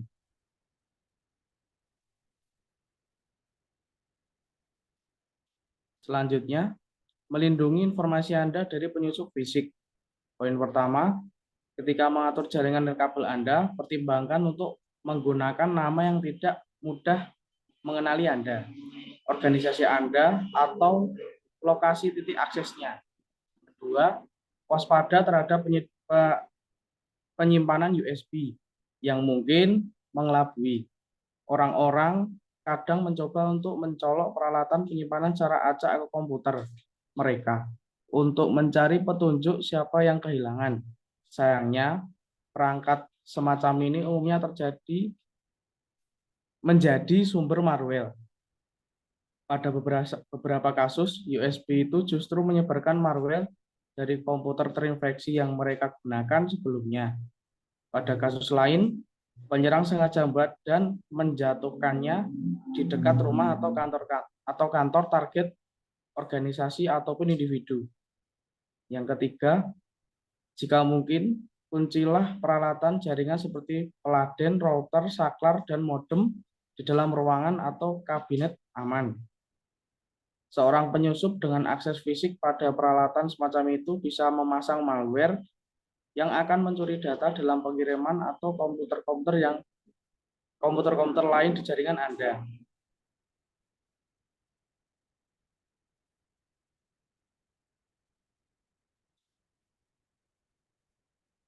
Posisikan layar komputer Anda agar orang lain tidak bisa membaca apa yang mereka tampilkan di sana. Ketika melakukannya, pertimbangkan hal lain seperti jendela, pintu terbuka, ruangan tunggu tamu, dan pertimbangkan semacamnya. Kemudian, jika Anda bekerja dengan dokumen kertas atau meninggalkan catatan untuk Anda sendiri, waspadalah informasi apa yang bisa diakses dari meja kerja Anda, kertas, kalender, agenda, jurnal, buku alamat, dan catatan pengingat benar-benar kebal dari malware. Tetapi mereka juga tidak bisa enkripsi. Jika mereka dicuri, disalin, atau difoto, mereka bisa dengan mudah mengungkap informasi yang sangat sensitif. Kemudian, sebagian besar komputer meja memiliki pelindung dengan colokan di mana Anda bisa memasang kunci gembok sehingga menyusahkan mereka yang tanpa kunci untuk memasukinya. Anda sebaiknya mempertimbangkan fitur ini saat membeli perangkat keras.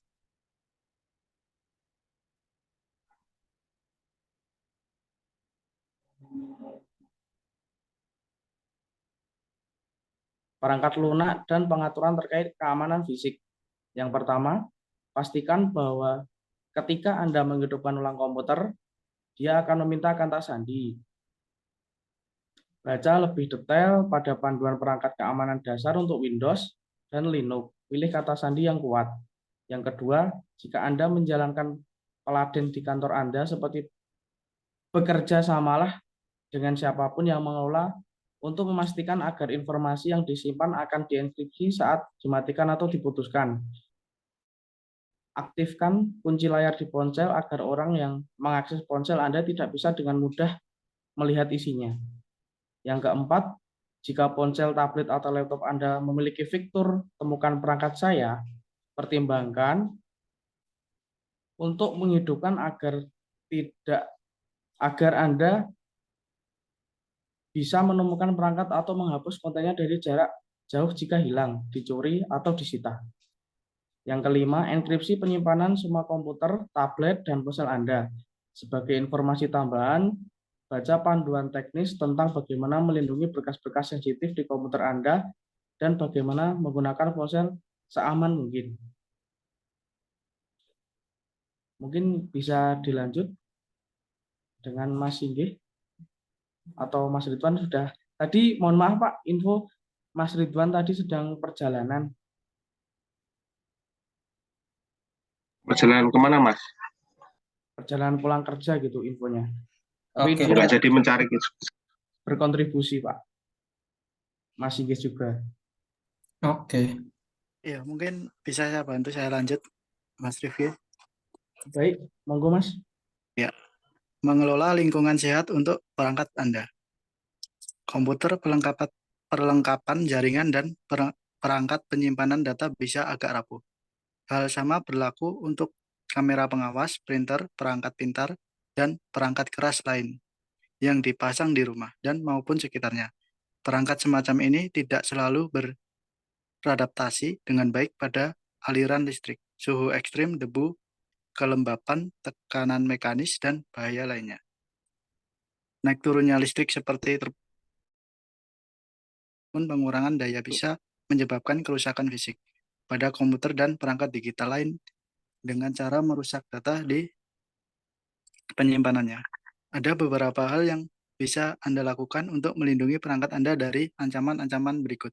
Setidaknya, semua peralatan elektronik harus tersambung dengan perlindungan lonjakan arus. Tidak semua kepingan mengandung pelindungan semacam ini, sehingga Anda harus memeriksanya saat mencoba di rumah ataupun di kantor.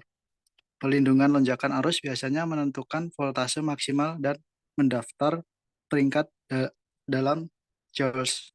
Jika mungkin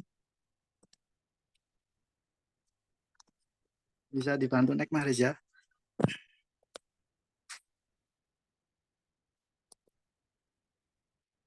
Jika Anda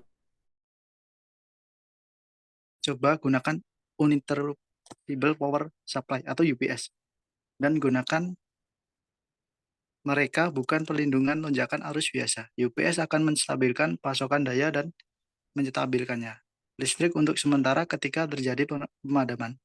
Mereka terutama sangat berguna untuk peladaian lokal dan komputer meja dari kekurangan baterai internal. Cobalah gunakan stop kontak dan colokan listrik yang memiliki kabel ditanam di tanah atau groundliness. Ketika pindah ke bangunan baru, coba uji pasokan listrik sebelum penyambungan peralatan penting. Jika tidak cukup bagus untuk menghidupkan lampu, cahaya, dan kipas angin, lebih baik perakitannya ulang untuk menghidupkan komputer Anda. Daya tak teratur hanya salah satu dari banyak ancaman lingkungan yang sebaiknya Anda pertimbangkan saat mendirikan jas. Berikut adalah beberapa saran. Hindari menempatkan perangkat keras di lokasi yang mudah diakses seperti aula dan ruang tamu.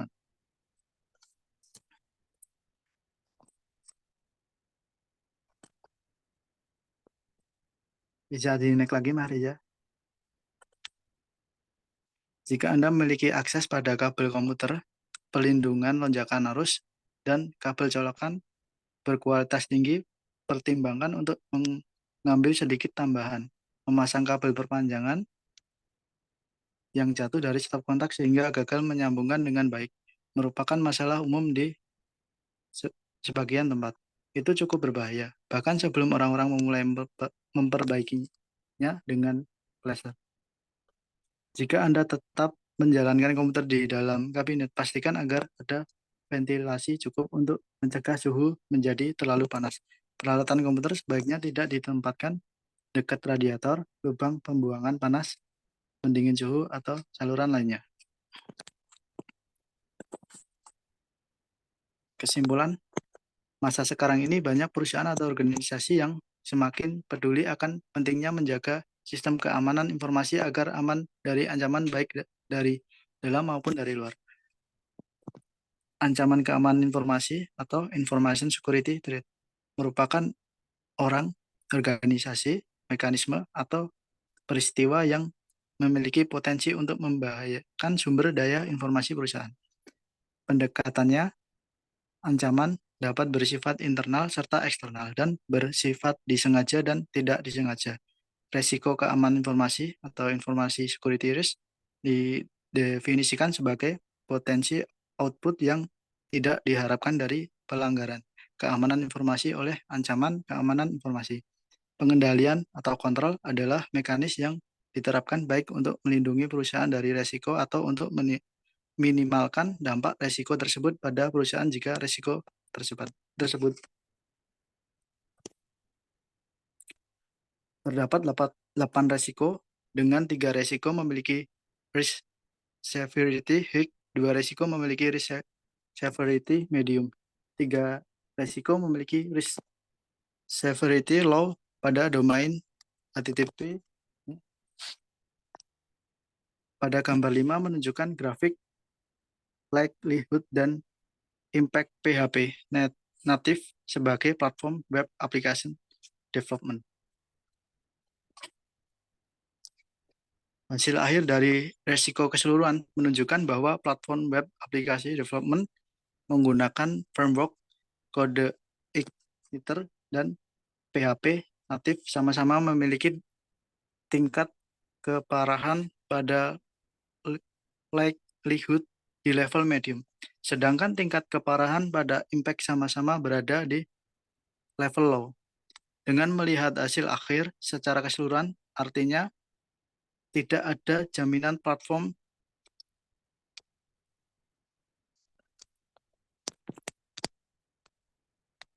yang bawahnya apa ya Mas Ade ya? Maaf nggak kelihatan.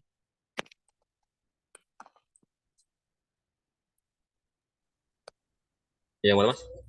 Yang bawahnya jaminan platform. Mungkin bisa dibantu silakan Mas Ade ya.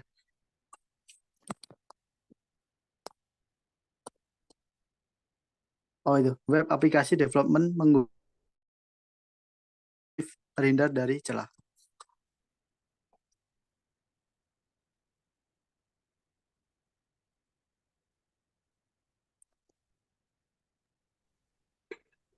Oke, cukup. Terima kasih teman-teman. Mungkin materi kita kelompok 5 cukup sampai di sini, Pak. Mungkin ada yang mau menambahkan mungkin atau mungkin ada yang bertanya, dipersilakan untuk teman-teman yang lainnya.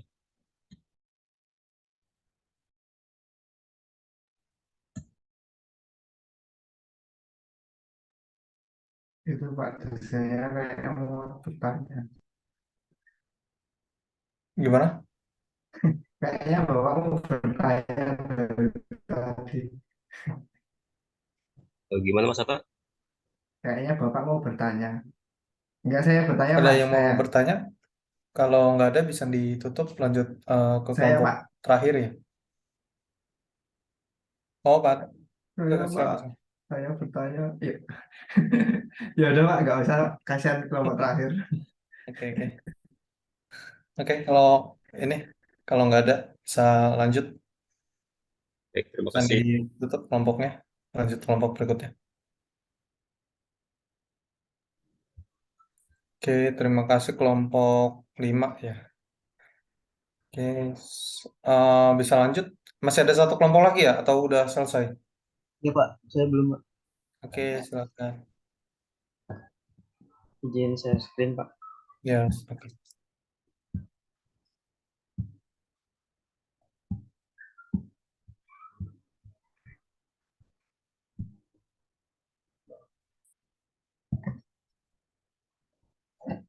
Assalamualaikum warahmatullahi wabarakatuh. Saya dari kelompok 4.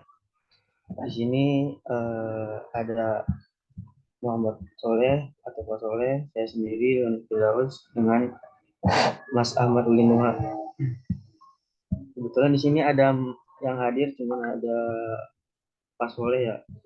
Cuman tadi saya, Hadir. oh ya Pak, ada. Oke, untuk itu kami di sini akan menerangkan presentasi yaitu Human Maaf, Security. Ahmad Ulin Nuha gimana? Nggak hadir? Saya WA sih belum ada balasan Pak. Waktu ngerjainnya gimana? Tidak Pak. Nggak ikut ngerjain juga? Ya, Ya udah nggak apa-apa. Berarti yang ngerjain dari saya Soleh sama Mas saya Pak. Rani ya? Iya. Oke, kalau gitu. Berarti nggak sama sekali nggak ngerjain ya? Iya Pak. Oke, silakan dilanjut Mas. Oke, lanjut. Kita di sini akan menerangkan yaitu materi Human Security. Yang pertama, materi yang akan dipaparkan pertama introduction, kedua contoh serangan, yang ketiga pencegahan, dan terakhir kesimpulan. Untuk materi pertama akan dijelaskan oleh Pak Soleh. Silakan Pak. Terima kasih Lani. Saya lanjut untuk mempersingkat waktu. Introduction, globalisasi dan perkembangan teknologi yang berkembang dengan pesat pada beberapa dekade terakhir sangat mempengaruhi sistem dan tatanan dunia. Perkembangan teknologi yang memudahkan komunikasi dan informasi juga mempengaruhi berbagai bidang, mulai dari bidang industri, pendidikan, kesehatan, dan sosial, dan sebagainya. Kemudahan akses informasi memang salah satu dari sekian banyak dampak positif dari perkembangan teknologi, namun kemajuan teknologi juga dapat membawa dampak negatif. Salah satu contohnya, jika kita melihat dampak negatif dari perkembangan teknologi seperti kriminalitas yang dilakukan dengan menggunakan teknologi sebagai alat yang menyebabkan kerugian yang melewati batas-batas wilayah. Tindakan kriminalitas yang mengandalkan teknologi ini tidak hanya menargetkan negara, perusahaan, atau suatu kelompok, melainkan seringkali menargetkan individu yang terkadang pelaku kriminalitas ini berlokasi di negara yang berbeda dari target ataupun korbannya. Adapun istilah yang digunakan ketika berbicara soal kriminalitas ini, jenis ini yakni cybercrime atau kejahatan cyber. Lanjut. Mengingat ancaman kriminalitas terhadap individu dalam hubungan internasional, kita mengenal konsep human security ataupun keamanan manusia, di mana memiliki dasar untuk memberikan rasa aman bagi individu masing-masing. Dengan kompleksnya definisi keamanan yang ada sebelumnya ditambahkan perkembangan teknologi yang membuat semakin rumit, terdapat salah satu istilah yang populer saat ini yakni cyber security ataupun keamanan cyber yang berfokus dalam isu-isu keamanan yang menggunakan teknologi. Selanjutnya kejahatan cyber atau cybercrime. Meskipun istilah cybercrime ini cukup dikenal dan sering digunakan oleh banyak orang, namun hingga kini masih belum terdapat definisi yang bersifat universal mengenai hal ini. Dalam artikel karya, Sarah dan Richard berpendapat bahwa definisi cybercrime tersebut bergantung pada persepsi pengamat dan korban serta merupakan evolusi kejahatan geografis yang berkaitan dengan komputer ataupun teknologi.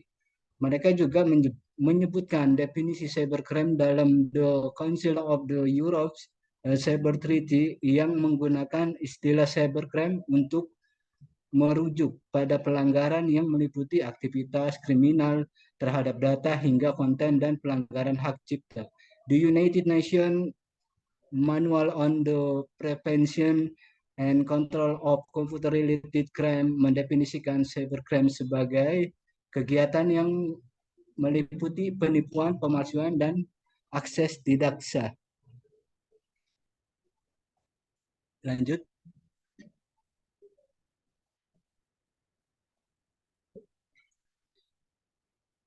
Pada situs UNODC dalam seri Education for Justice atau E4G, seri cybercrime modul 1 mendefinisikan cybercrime adalah tindakan melanggar hukum yang dilakukan dengan menggunakan teknologi informasi dan komunikasi atau TIK untuk menargetkan jaringan, sistem data, situs web, dan atau teknologi yang digunakan untuk memfasilitasi kejahatan. Dalam modul tersebut, cybercrime dibedakan menjadi dua tipe, yaitu kejahatan yang tergantung pada dunia maya atau cyber dependent, yaitu kejahatan apapun yang hanya dapat dilakukan dengan menggunakan komputer, jaringan komputer atau bentuk lain dari teknologi komunikasi informasi, dan kejahatan cyber enabled, yaitu kejahatan tradisional yang difasilitasi oleh internet teknologi digital. Dari kedua definisi tersebut dapat disimpulkan bahwa cybercrime adalah sebuah kejahatan yang menggunakan teknologi dalam aksinya dan biasanya menargetkan data dan informasi penting dari suatu individu, institusi, dan ataupun negara. Lanjut.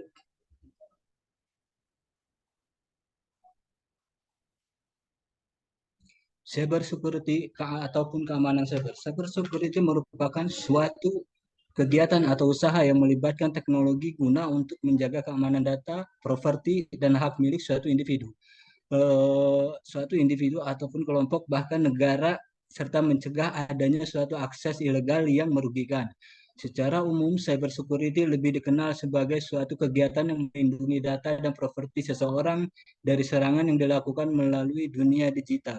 Adapun definisi lain, yaitu dijabarkan oleh The International Telecommunication Union atau ITU, bahwa cyber security adalah kumpulan alat kebijakan, konsep keamanan, perlindungan keamanan, pedoman, pendekatan manajemen risiko, tindakan, pelatihan, praktik terbaik, jaminan, dan teknologi yang dapat digunakan untuk melindungi lingkungan cyber dan organisasi serta aset pengguna. Aset organisasi dan pengguna termasuk perangkat komputasi yang berhubungan, aplikasi, layanan, sistem telekomunikasi, dan informasi yang ditransmisikan dan atau disimpan di lingkungan cyber. Lanjut. Adapun bentuk penegakan cyber security terkait Homeland Security. Cyber bisa saja menargetkan individu seperti melakukan penipuan dan pelanggaran privasi. Pada dasarnya, privasi adalah hak milik setiap individu yang juga menjadi concern utama dari konsep keamanan manusia. Meskipun perkembangan teknologi dan pengumpulan informasi telah berkembang dengan pesat, hingga saat ini masih banyak pengguna internet yang masih belum menyadari bahwa suatu situs mencoba untuk mengumpulkan informasi mereka, meskipun informasi tersebut bukanlah informasi pribadi yang bersifat fatal atau berkaitan dengan hukum. Sebagai contoh, saat kita mengunjungi sebuah situs, seringkali kita menemukan istilah cookies. Secara singkat, cookies merupakan alat untuk mengumpulkan informasi terkait preferensi pengguna sehingga suatu situs dapat menampilkan produk atau berita yang sesuai dengan preferensi pengguna. Selain itu, terkadang seringkali kita mengharuskan pengguna untuk mengisi suatu formulir sebelum dapat mengakses suatu situs secara penuh. Terkait pengisian formulir ini pernah dibahas Christie Base, di mana formulir tersebut digunakan untuk mengumpulkan berbagai detail demografis dan juga berfungsi untuk mencatat pergerakan pengguna saat mereka menjelajahi situs web. Adapun contoh serangan. Oh iya, lanjut. Silakan. Oke, sorry Pak. Saya meneruskan paparan dari Pak Soleh, yaitu materi contoh serangan. Di sini ada social engineering. Yang pertama, worm attack. Contoh dari serangan ini adalah kasus worm bernama I Love You pada tahun 2000, yaitu di Filipina. Saat itu serangan ini menargetkan email-email perusahaan di Filipina serta di negara-negara lain seperti Hong Kong. Target akan menerima email berupa surat cinta yang berisi pesan cinta dan link. Saat link dibuka, maka worm atau serangan tersebut akan menyebar dan mengakses data pribadi penerima email, customer directed convergence. Terus yang kedua dari social engineering yaitu peer network attack, yaitu jaringan P2P peer-to-peer juga sering menjadi incaran dari serangan dengan metode social engineering. Biasanya serangan ini akan berisi virus Trojan dan muncul dalam bentuk file siap download dengan nama yang menarik perhatian. Contohnya IMN AOL password hacker.exe. Yang kedua Microsoft CDK generator.exe. Yang ketiga dua file tersebut berkaitan dengan perangkat serta aplikasi banyak yang digunakan oleh para pekerja. Cara mencegah social engineering di sini yang pertama kita bisa jangan mengklik tautan yang mencurigakan. Yang kedua periksa kembali sumber situs yang ingin dibuka. Yang ketiga hindari percakapan dengan orang asing. Yang keempat hindari download dokumen yang tak dikenal. Yang kelima anggap saja bahwa seluruh tawaran hadiah itu palsu. Yang keenam tolak request email atau pesan dari orang yang tak dikenal. Yang ketujuh selalu ingat akan risiko kehilangan informasi penting. Kesimpulan dari materi human security yaitu perkembangan teknologi yang begitu pesat memberi dampak signifikan bagi segala bidang. Tentunya sistem internasional pun ikut terdampak. Adanya teknologi menghasilkan perluasan isu-isu keamanan sehingga menuntut adanya konsep keamanan yang baru berdasarkan interaksi sosial yang muncul akibat perkembangan teknologi. Adanya teknologi melahirkan jenis ancaman baru yang jauh berbeda dari ancaman keamanan yang telah ada sebelumnya. Salah satunya adalah kejahatan cyber atau cybercrime yang tidak mengenal batas fisik dan dapat dilakukan dengan lebih sedikit usaha. Salah satu kejahatan yang masuk dalam kategori ini adalah pelanggaran privasi dan pengambilan data tanpa izin atau pencurian data. Privasi dan data individu merupakan suatu hak individu yang harus dihargai dan dijaga, di mana hal ini merupakan aspek dari keamanan manusia yang didasari oleh hak asasi manusia atau HAM. Seiring hal tersebut muncul sebuah konsep yang memang digunakan untuk mengatasi kejahatan ini yaitu keamanan cyber atau cyber security yang bertujuan untuk memberi perlindungan terhadap privasi dan data milik individu serta menjadi upaya menghentikan segala kejahatan yang menggunakan teknologi sebagai alatnya. Cukup sekian dari kelompok kami, kurang lebihnya mohon maaf. Mungkin ada pertanyaan dari teman-teman sekalian atau tambahan yang akan yang telah dibahas.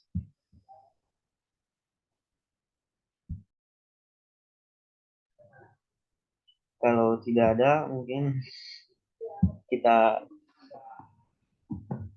ucapkan terima kasih telah mendengarkan presentasi dari kelompok 4. Kurang lebihnya mohon maaf. Wassalamualaikum warahmatullahi wabarakatuh.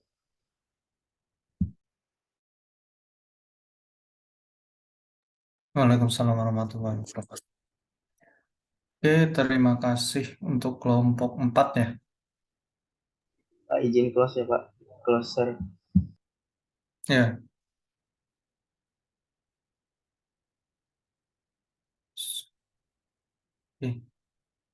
Oke. Berarti semua udah ya? Udah presentasi ya?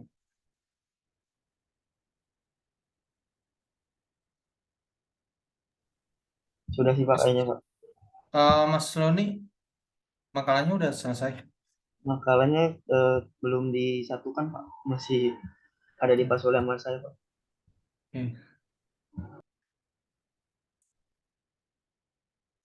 Oke, sedikit info ya, layar saya udah kelihatan belum? Sudah Pak. Udah. Nanti bisa makalahnya bisa diupload di sini ya. Ini saya kasih batas waktu upload sampai di tanggal 2 Februari maksimal. Tuh, nanti kalau makalahnya udah selesai, silakan diupload ke sini. Itu bentuknya apa ya Pak? PDF atau PDF? Oh ya, makasih Pak. Uploadnya masing-masing Pak? Iya, masing-masing. Buat ini juga, buat arsip nanti. Oke, ada yang mau ditanyakan? Cukup sih. Cukup ya. Oke. Kalau nggak ada, kita absen. Mbak Salsa ada nggak ya? Hadir, Pak. Oke. Semua sih salsa. Mas Fajar? Hadir, Pak.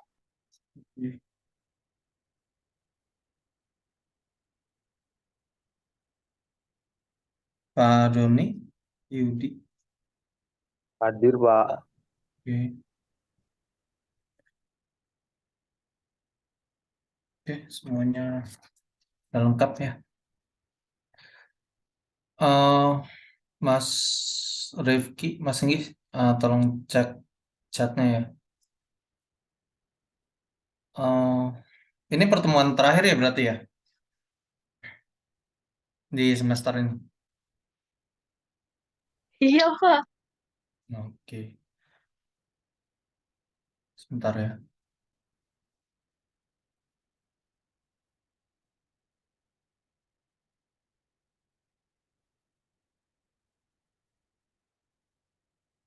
Halo Pak, ini Ya, kemarin saya udah kirim ulang. Apakah belum masuk ya Pak di email? kapan ya? Hari Minggu sore. Sebentar.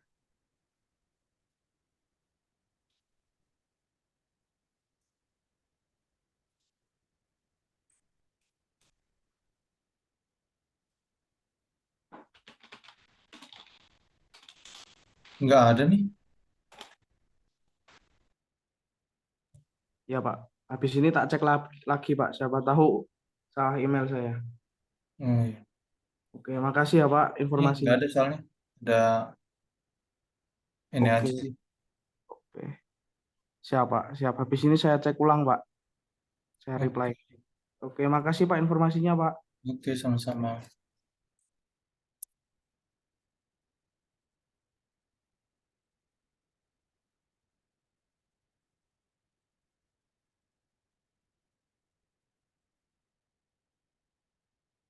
Sebentar ya.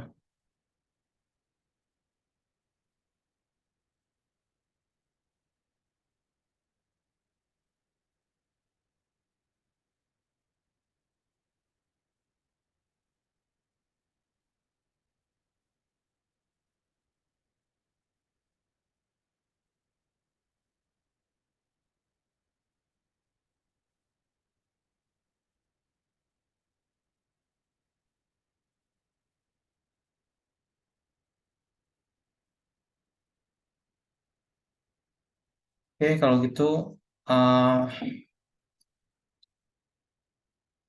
terima kasih ya pertemuannya buat selama 1 semester ini. Saya cuma mau nitip pesan sih ya. Tolonglah sama-sama semangat, tetap semangat kuliahnya. Saling jaga juga temennya.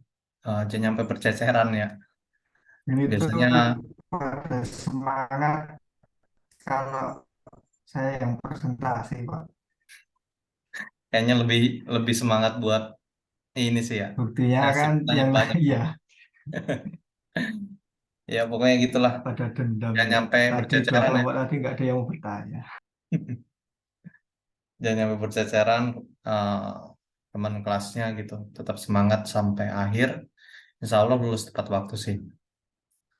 Ikutin aja prosesnya gitu kayak gimana. Ya kalau ada kesempatan nanti kita ketemu lagi nih semester depan. Dari saya pribadi, saya mau minta maaf kalau misalkan ada salah-salah kata ya selama 1 semester ini. Untuk nilai semuanya, kalau saya lihat sih, ya yang masih kurang-kurang udah saya minta untuk perbaikan sih. Tapi kalau misalkan belum perbaikan juga ya, saya juga nggak bisa bantu banyak. Itu nilai aslinya. Mungkin itu aja. Sebelum saya akhiri, ada yang mau ditanya. Ya Pak, saya Fajar Pak, saya juga mewakili dari teman-teman semua juga dari kita mahasiswa banyak salahnya Pak yang tidak berkenan di Pak Late ya saya mengucapkan permohonan maaf Pak. Itu Pak. Ya, saya juga masih banyak kurangnya. Jadi ya mohon maaf lah kalau misalkan 1 semester ini ya banyak kurang-kurangnya. Itu sih. Oke, ada yang mau ditanyakan sebelum saya akhiri? Mungkin cukup sih, Pak. Oke, Pak, Mas. makasih. Ya, Terima kasih Pak, pokoknya Pak. sama Mas Enggi ditunggu ya maksimal di hari Minggu pagi. Sama tadi juga Mas Fikri ya yang belum kumpulin UTS. Untuk nilainya nanti ditunggu aja. Tinggal saya rekap sih semuanya udah dapet. Dan kalau memang nanti ada yang kirim makalah gitu, tapi absen juga nggak ada ya saya akan input nilainya apa adanya gitu. Oke, gitu aja kalau